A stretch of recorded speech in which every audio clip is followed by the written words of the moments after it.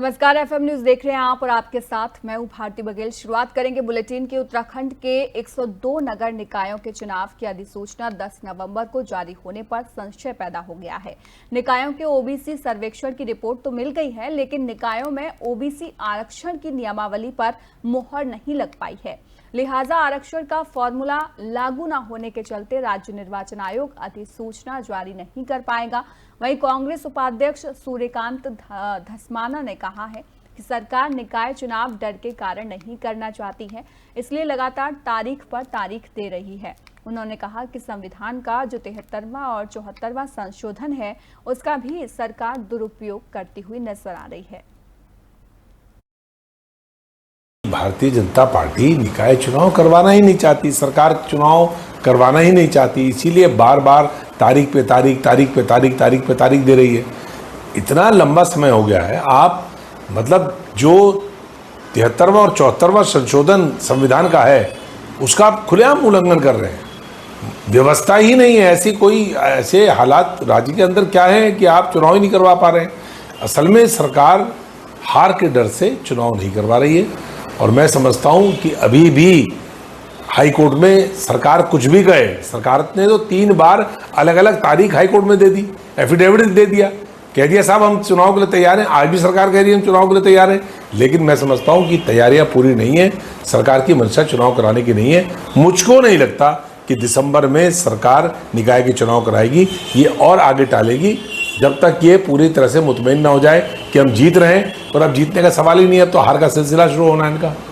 बद्रीनाथ जी से, मंगलौर से इनकी हार का सिलसिला शुरू हो गया है। केदारनाथ में अब हारेंगे, उसके बाद निकाय चुनाव हारेंगे, उसके बाद पंचायत चुनाव हारेंगे, और उसके बाद 2027 में इनकी विदाई इस राज्य से है। इसलिए चुनाव कराने में सरकार इंटरेस्टेड नहीं है। मुझको शक है कि सरकार चुनाव करवाएगी। अल्मोड़ा के मारचूला में हुए हादसे में परिवहन विभाग पर सवाल खड़े हो गए हैं। आपको बता दें कि हालात यहां तक आ गए हैं कि आज परिवहन विभाग में एआरटीओ के 11 पद खाली हैं। आपको बता दें कि आयकर अधिकारी या अन्य अफसरों के भरोसे काम चल रहा है। परिवहन अधिकारियों का कहना है कि जल्द ही नए अफसर तैनात किए जाएंगे। परिवहन विभाग में अफसरों की भारी कमी है। एआरटीओ के 11 पद खाली होने के चलते इन सभी जगहों पर प्रभारी व्यवस्था चल रही है। प्रभारी होने के नाते उन अधिकारियों के पास दोहरी जिम्मेदारी है। इससे वे ना तो वाहनों के प्रवर्तन का काम ठीक से नहीं कर पाएंगे और ना ही अपना मूल काम ठीक से कर पाएंगे। परिवहन विभाग के लिए इस तरह के हादसे हमेशा सिरदर्द बनकर खड़े रहते हैं।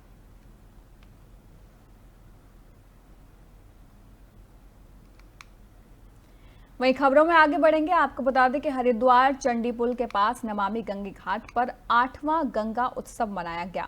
केंद्रीय मंत्री से लेकर उत्तराखंड के मंत्रियों ने इसमें शिरकत की। मां गंगा की आरती और विविध आयोजनों के बीच गंगा उत्सव मनाया गया। केंद्रीय जल शक्ति CR पाटिल के साथ हरिद्वार सांसद और पूर्व मुख्यमंत्री उत्तराखंड त्रिवेंद्र सिंह रावत तथा प्रदेश की कैबिनेट मंत्री रेखा आर्य सहित नमामि गंगे से जुड़े अधिकारियों ने भाग लिया।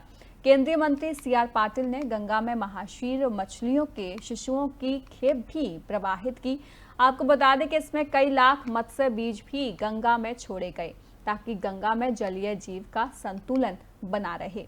वहीं घाट पर हाट कार्यक्रम के तहत गंगा तट के गांव ने, आपको बता दें कि गांव की समितियों ने आयोजनों में स्टॉल लगाया और इसमें स्थानीय हर्बल उत्पाद का प्रदर्शन भी किया गया। आकांक्षी जनपद हरिद्वार की ओर से मीठी गंगा के स्टॉल भी लगे। इसमें मौन पालन और इससे जुड़े, आपको बता दें कि उत्पादों को भी प्रदर्शित किया गया है।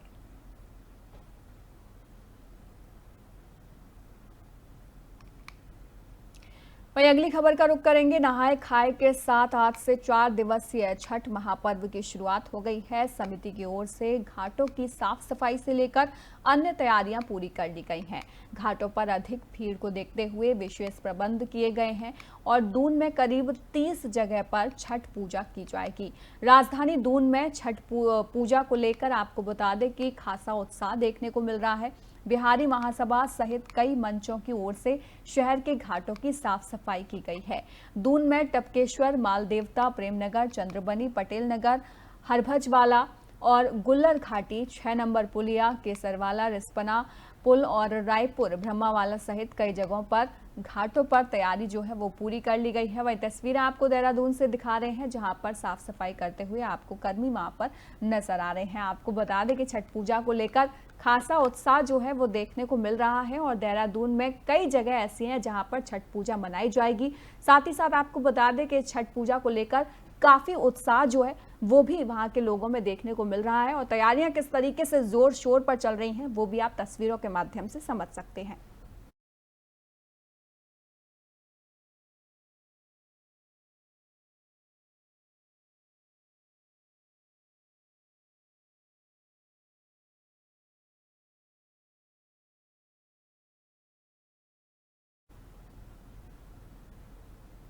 उत्तरकाशी जिले की गंगोत्री घाटी पर के धरातली से आपको बता दें कि धराली से श्रीकंठ ट्रैक रूट पर लापता हुए सुमित पवार आखिरकार सुरक्षित बेस कैंप लौट आए हैं।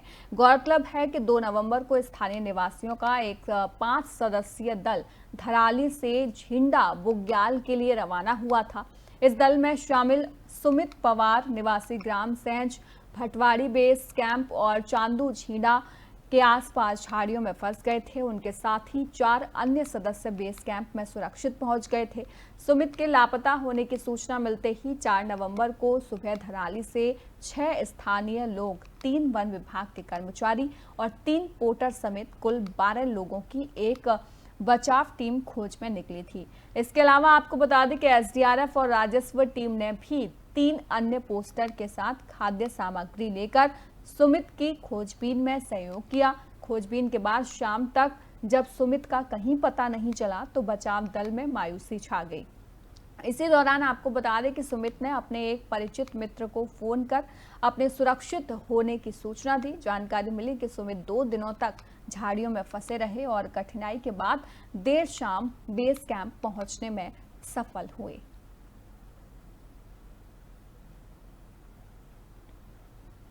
वही अगली खबर आपको मसूरी से बता रहे हैं। पहाड़ों की रानी मसूरी में गढ़वाल जल संस्थान के अधिकारियों की लापरवाही साफ तौर पर देखी जा रही है।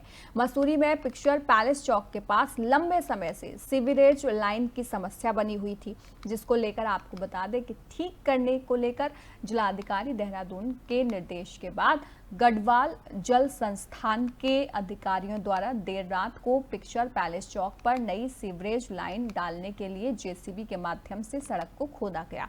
नई सीवरेज लाइन बिछाई गई, लेकिन खुदी हुई सड़क को मिट्टी डाल के भर दिया गया और पानी का छिड़काव कर दिया गया, जिससे धूल ना उड़े।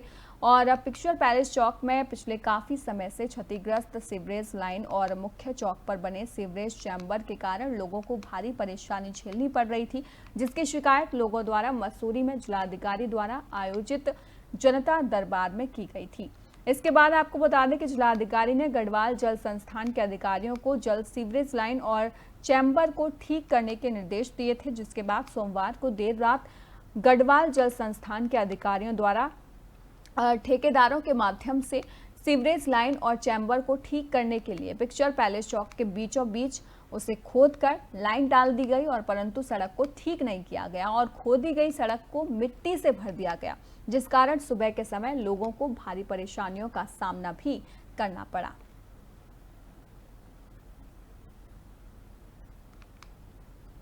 हरिद्वार के नमामि गंगे घाट पर आपको बता दें कि आयोजित हुए गंगा उत्सव में लेजर शो आकर्षण का केंद्र रहा। शाम के वक्त यहां भव्य गंगा आरती की गई। इसके बाद लेजर शो के जरिए गंगा अवतरण और गंगा से जुड़ी कई पौराणिक कथाओं को दर्शाया गया। जगमगाती लेजर लाइटों वाले शो में गंगा में कई आकृतियां बनती हुई नजर आईं। गंगा आरती और लेजर शो के दौरान केंद्रीय जल शक्ति मंत्री सीआर पाटिल, उत्तराखंड की कैबिनेट मंत्री रेखा आर्य, फिल्म अभिनेता आशुतोष राणा और एनएमसीजी के तमाम अधिकारी जो है वो भी वहां पर मौजूद रहे।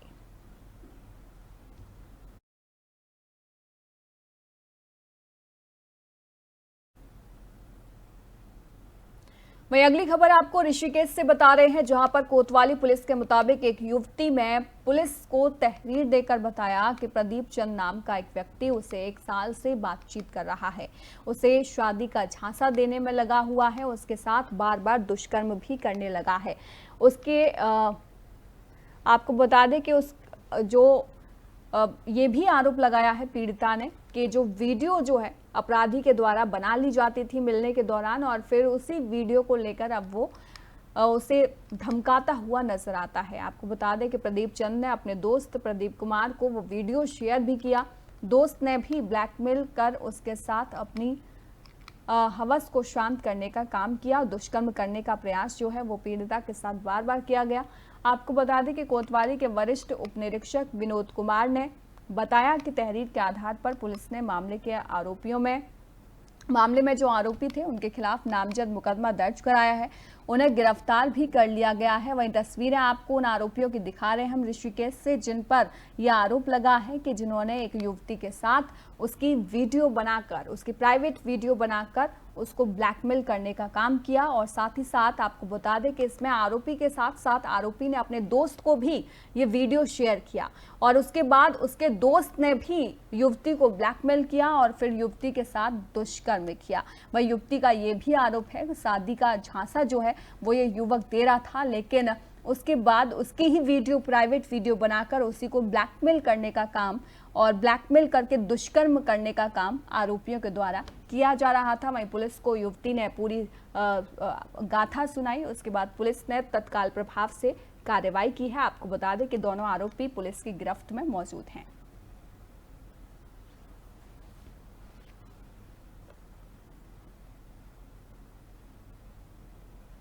उत्तराखंड शिक्षा विभाग अब शिक्षकों के वार्षिक मूल्यांकन को लेकर फेरबदल करने जा रहा है। राज्य में अब शिक्षकों के वार्षिक मूल्यांकन रिपोर्ट में बदलाव की तैयारी हो गई है, जिसको लेकर शिक्षा महानिदेशक झरना कमठान ने जानकारी देते हुए बताया कि अब शिक्षकों के कार्यों के आधार पर मूल्यांकन वार्षिक कॉन्फिडेंट रिपोर्ट से नहीं बल्कि छात्रों के वार्षिक परीक्षा फल और वार्षिक उपस्थिति के मानकों के आधार पर दी जाएगी। अगर छात्रों के परीक्षा फल सही नहीं रहा तो वार्षिक प्रविष्टि भी परीक्षा फल के मुताबिक दी जाएगी। अभी तक जो हमारे शिक्षक हैं उनके कार्यों का जो मूल्यांकन किया जाता है उनकी एनुअल कॉन्फिडेंशियल रिपोर्ट के आधार पर किया जाता था, तो उसमें अभी हमने कुछ नए बिंदु समाहित किए हैं। अब उस मूल्यांकन का आधार जो है उनका रिजल्ट होगा, यानी जैसा परीक्षा फल आता है जो स्पेशली बोर्ड एग्जाम्स का है या अन्य परीक्षाओं का है वो, और साथ में इसमें उपस्थिति के भी कुछ मानक रखे गए हैं। तो जो उनका एनुअल कॉन्फिडेंशियल रिपोर्ट दी जाएगी टीचर्स की, उसमें मेन आधार जो है उनका जिलाधिकारी के निर्देश पर एसडीएम सदर ने कृषि उत्पादन मंडी परिषद कार्यालय का औचक निरीक्षण किया। निरीक्षण के दौरान कार्यालय में मात्र एक ही कर्मचारी प्रदीप कुमार पर्यवेक्षक उपस्थित पाए गए, जबकि अधिकारी सहित 19 कर्मचारी अनुपस्थित मिले। अनुपस्थित कर्मचारियों की वेतन रोकने के लिए एसडीएम ने रिपोर्ट जिलाधिकारी को भेजी है। वहीं मीडिया से बात करते हुए आपको बता दें कि जिलाधिकारी ने कहा कि आए दिन कृषि उत्पादन मंडी परिषद कार्यालय की शिकायतें प्राप्त हो रही थी। लगातार अधिकारियों और कर्मचारियों की मनमानी के चलते कार्यालय में जनता परेशान हो रही थी, जिसके बाद निरीक्षण कर तमाम खामियां पाई गई। हालांकि और आगे भी लापरवाह कर्मचारियों के खिलाफ कठोर कार्रवाई जो है वो की जाएगी।